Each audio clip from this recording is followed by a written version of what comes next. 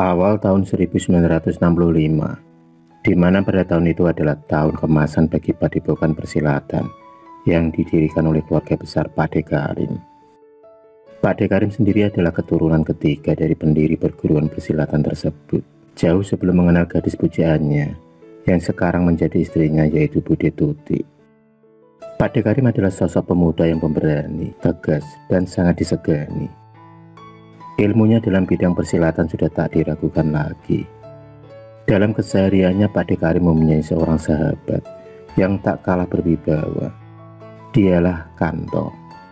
Hanya saja Kanto lebih cenderung suka main perempuan. Dia selalu menggauli wanita-wanita saat selesai berlatih silat.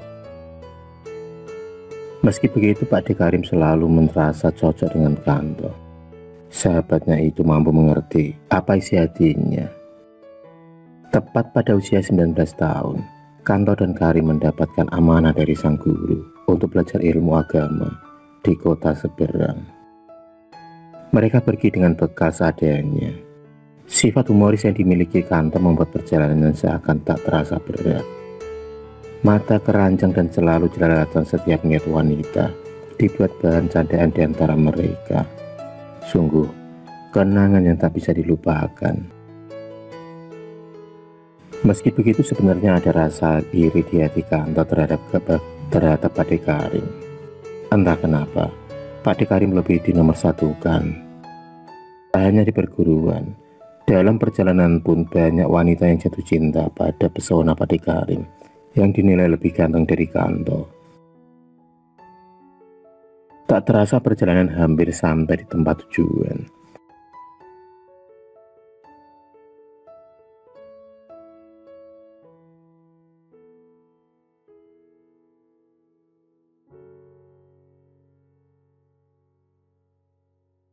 Kanto mengajak Pak De Karim ke sebuah warung yang banyak wanita-wanita penghiburnya.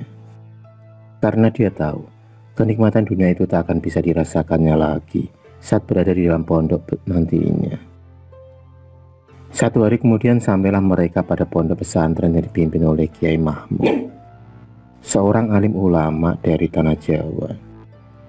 Dari balik pintu ada seorang gadis anggun, cantik berjilbab. Dialah Tuti Marfuah, putri kedua dari Kiai Mahmud. Dengan senyum tipisnya, Tuti membawakan sebuah teh hangat untuk kedua tamunya. Kecantikan Tuti membuat Kanto dan Pak De Karim tak mengedipkan matanya. Terlebih lagi Kanto yang seorang mata keranjang. Dia tak segan-segan merayu Tuti meski di hadapan Pak Kiai Mahmud. Dan Pak De Karim sendiri dibuat jantungan dengan sikap Kanto. Hari berganti hari, pesona Tuti mampu melelehkan hati ke Pak De Karim. Gadis kalem itu tak hanya menjadi primadona, tapi juga menjadi penyemangat para santri lainnya dalam menuntut ilmu. Hingga suatu hari Kanto mengutarakan isi hatinya pada Pak De Karim untuk melamar Tuti. Tapi hal itu tak pernah dianggapnya serius, mengingat Kanto akan merayu pada setiap wanita yang ditemuinya. Senang atau tidak, perasaan Kanto pada Tuti membuatnya sakit hati, karena sebenarnya Pak De Karim juga menaruh hati pada anak gadis Pak Kiai Mahmud.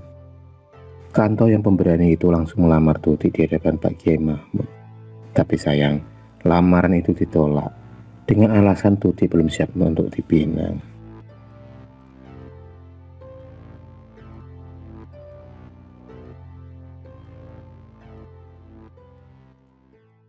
Kanto sendiri mengerti akan hal itu dan akan menunggu sampai Tuti siap untuk dilamar. Kanto pun selalu giat untuk mengaji demi mendapatkan simpati dari Pak Kiai. Kesungguhannya dalam meminang Tuti itu ditunjukkan dengan sikapnya yang mulai membaik. Tapi apa yang dilihatnya sore itu membuat hatinya benar-benar hancur. Dengan kedua matanya sendiri, dia melihat Pak De Karim bermesraan dengan Tuti di bawah pohon mangga. Kanto benar-benar kecewa dengan Pak De Karim yang tega menusuknya dari belakang. Mereka pun saling beradu berkelahi, tak ada yang mau mengalah. Mereka saling menyalahkan satu sama lain. Ilmu silat yang dimiliki Kanto dan Pak De Karim menjadi bukti kalau mereka benar-benar murid yang tiada tandingannya. Kanto merasa muak dengan persahabatannya dengan Pak Karim selama ini. Mereka terus saja berkelahi, hingga Pak Kiai memutuskan untuk mengeluarkannya mereka dari pesantren. Mereka dianggap sebagai perusuh karena sering berkelahi yang dapat merusak ketenteraman pesantren. Kanto sendiri sulit untuk dikalahkan, hingga suatu malam, entah dari mana datangnya, Pak Karim mendapatkan wangsit untuk berziarah ke makam Eyang Buyut Sarkem.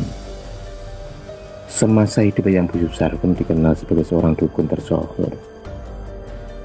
Sesampainya di makam Buyut Sarkem, Pak D kemudian bersemedi selama 7 hari 7 malam tanpa memakai benang sedikit pun di tubuhnya.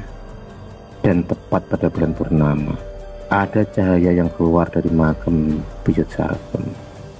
Cahaya itu perlahan masuk ke dalam tubuh Pak D Karim. Bagai disengat listrik, mendadak tubuhnya menjadi hangat dan kuat.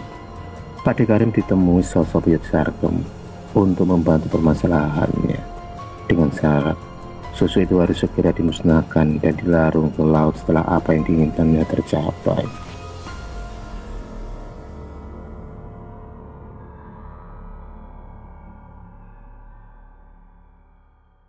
Setelah tubuh Pak D Karim tertanam susu yang dikenal dengan nama susu ular tudung, dia pun lebih percaya diri dalam menghadapi Kanto, sahabat yang sekarang menjadi musuh bebuyutannya itu.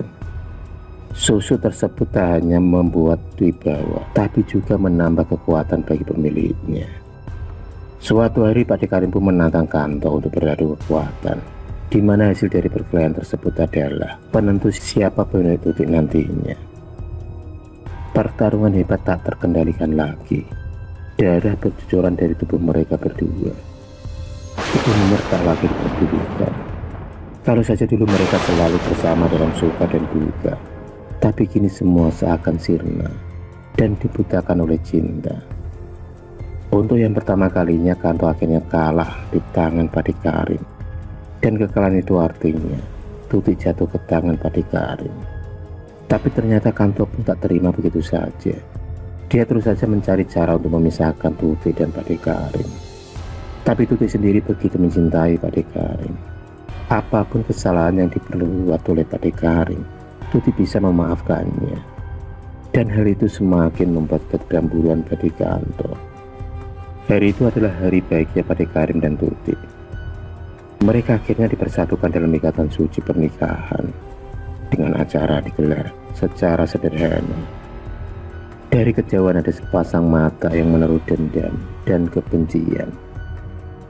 Kanto diam-diam merencanakan sesuatu untuk menghancurkan pernikahan Tutik dan Pak D Karim.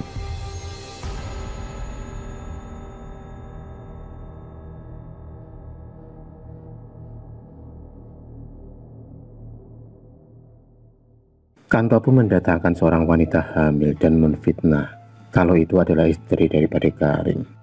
Dari situlah argumen di antara mereka tak terelakkan lagi. Baku hantam tak mampu dihindarkan lagi. Dan hingga akhirnya Kanto mendapatkan pukulan keras dan terjatuh ke dalam jurang. Kanto pun dinyatakan meninggal meski jasadnya tak ditemukan. Antara bahagia dan sedih perasaannya saat ini. Bahagia lantaran tak ada lagi penghalang cintanya, tapi dia juga merasa sedih karena kehilangan sosok teman dalam hidupnya. Akhirnya Pak D Karim dan Tutik itu bahagia, tapi ternyata Pak D Karim telah lupa untuk menghilangkan susu ular tedung yang dimilikinya.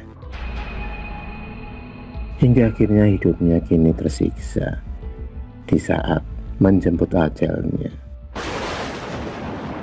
Menurut cerita, 2 minggu sebelum meninggalnya Pak D Karim, cerita yang diceritakan dari Bude Tutik, Wanti dapat menjawab teka-teki tentang arwah Pak D Karim yang selalu menampakkan diri. Ternyata urusannya di dunia belum selesai. Masih ada satu yang memberatkan kepergiannya, yaitu mengembalikan pusaka emas berukuran jari kelingking kepada sang pemiliknya, yaitu Eyang Buyut Sarkem. Pusaka itu berbentuk ular, dan pusaka itu harus ditanam di bawah batu nisan Buyut Sarkem. Dan setelah itu disembelihlah ayam sebagai sesaji lengkap dengan air kelapa muda. Setelah Wanti melakukan ritual tersebut, tak ada lagi penampakan Pak D Karim. Al-Fatihah. Semoga Pak Karim tenang di alam sana.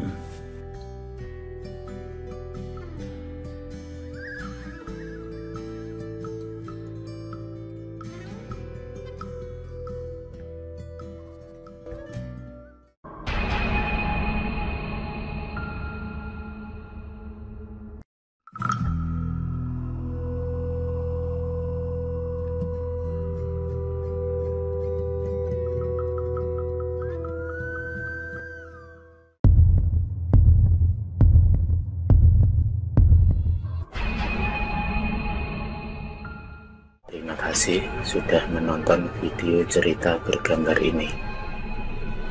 Klik subscribe untuk terus berlangganan video-video cerita bergambar selanjutnya. Semangat berkarya.